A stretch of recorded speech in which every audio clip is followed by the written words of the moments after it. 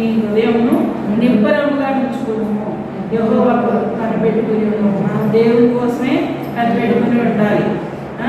ధైర్యం తెచ్చుకొని, మనకు ధైర్యం రాదు, ఒకసారి కృంగిపోతాం, అసలు ఏం లేదు అంతా అయిపోయింది అన్నట్లు అయిపోతాం. కానీ మనకు మనమే దేవుడు ఉన్నారని మనకు మనమే ధైర్యం తెచ్చుకోవాలి. ఎవరో వచ్చి మనల్ని ధైర్యపరుస్తారు, ఆదరిస్తారని ఎదురు చూస్తాం కదా. అస్సలు మనకి ఎంత కృంగలేయటమే కానీ మనల్ని ధైర్యపరిచే వాళ్ళు ఉండరు. నేను ఇంత శ్రమ పడ్డా కానీ నా శ్రమకు ఎవరు కూడా అప్రిషియేట్ చేయట్లేదు, నన్ను మెచ్చుకోవట్లేదు అని మనం బాధపడేది లేదు. మన శ్రమ, మన భక్తి అన్నీ కూడా ఎవరు చూస్తున్నారు? పైనుంచి ప్రతిదీ గమనిస్తున్నారు. మనల్ని ఇంకా అప్రిషియేట్ చేయట్లేదని మనం బాధపడే పని లేదు. దేవుడు చూస్తున్నారు, మనకి ప్రతిఫలం ఇస్తారు. ఈ లోకంలో మనుషులను చూసినప్పుడు కొంచెం బాధ కలిగింది, చేస్తే బాగుంది, తోటి సహోదరులు, తోటి కుటుంబ సభ్యులు కదా నన్ను మంచిగా ఆదరిస్తే బాగుంది అనుకుంటాం. కానీ దేవుడు మనల్ని తల కింద ఎడమ చేయబెట్టి కుడి చేతితో ఆదరించే దేవుడు. ఇప్పుడు మన నీ కుమార్తెని ఏ విధంగా మనం ఆదరిస్తాము? మన పిల్లలకి ఏదైనా జ్వరం వచ్చినప్పుడు ఇట్లా పడుకోబెట్టుకొని ఈ చేతితో ఇట్లా ఇట్లా అంటాము చిన్న పిల్లల్ని. అట్లా ఆదరించే దేవుడు మనకున్నారు. కాబట్టి మనం దేనికి భయపడొద్దు, వెరవద్దు. దేవుడు మనకి తోడుగా ఉండాలి. ధైర్యం తెచ్చుకొని నిబ్బరంగా ఉండాలి. యెహోవా కొరకు మాత్రమే మనం కనిపెట్టుకొని ఉండాలి. మనం భయపడవద్దు. ఏ శోధన వచ్చినా కానీ దేవుడు ఉన్నారని ధైర్యం తెచ్చుకొని నిబ్బరంగా మనం ఉండటానికి దేవుడు మనకు సహాయం చేశాక.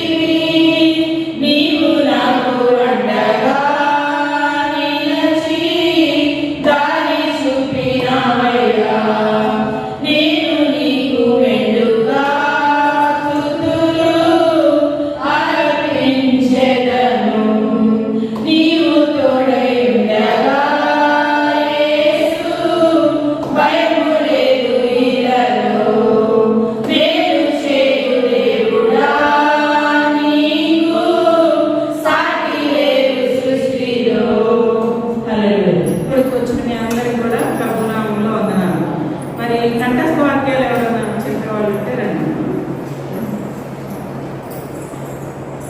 ప్రకటన 21వ అధ్యాయం 27వ వచనం. గొర్రెపిల్ల యొక్క జీవగ్రంథములో రాయబడిన వారి దానిలో ప్రవేశించురు గాని నిషిద్ధమైన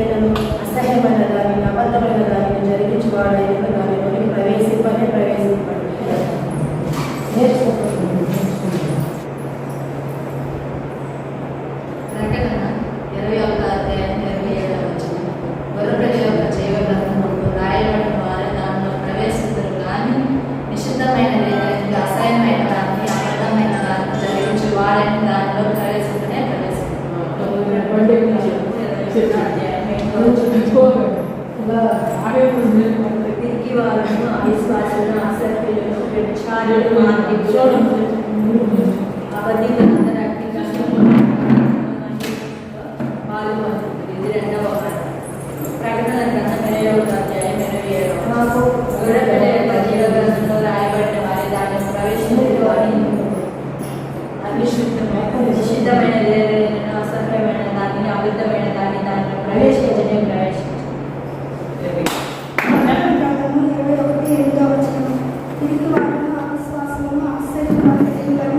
విగ్రహాలను, మాంత్రికులను, వ్యభిచారకులను, భౌతికులందరినీ అన్ని నమ్మకంతో నమ్ముకున్నవాడు పాల్గొంటారు. ఇది రెండవ మాట. యెహోవా నాకు వెలుగును రక్షణయుడై ఉన్నాడు. నేను ఎవరికి భయపడదును? యెహోవా నా ప్రాణదుర్గం, ఎవరికి వెలుగును? నా శరీర మాంసము క్రింద వేరే శిష్యులు నా మీదకి వచ్చినప్పుడు, నన్ను బాధించే శిష్యులు నా మీదకి వచ్చినప్పుడు నాతో యుద్ధము చేయుటకు దండు దిగినను నా హృదయం భయపడదు. నా మీదికి యుద్ధం లేచినను దానిలో నేను ధైర్యము విడవకుందును. యెహోవా యందు ఒక వరము అడిగితిని, దానిని నేను వెతుకుచున్నాను. యెహోవా ప్రసన్నతను చూచుచున్నాను. ఆయన ఆలయములో ఆయనను ధ్యానించుటకును నా జీవితకాలమంతయు నేను యెహోవా మందిరములో నివసింపబోచున్నాను. ఆపత్కాలమున ఆయన తన పర్ణశాలలో నన్ను దాచును, తన గుడారపు మాటున నన్ను దాచును. ఆశ్రయ దుర్గం మీద ఆయన నన్ను ఎక్కించును. ఇప్పుడు నన్ను ఆయన గుడారంలో నేను ఉత్సాహధ్వని చేయించు బలులు అర్పించను. నేను పాడేందుకు యెహోవాను స్తుతించి గానం చేసేది. ఎన్నో ఉన్నా కానీ నాకు అన్నీ నీవే చేసే. అన్నీ ఉంటాయి ఈ లోకంలో, కానీ దేవుడు ఒక్కళ్ళే మన కోసం ఆయన ధ్యానించాలి. ఆయన ప్రసన్నత, దేవుని ప్రసన్నతను వెతకాలి. నా జీవితకాలం అంతా నేను యెహోవా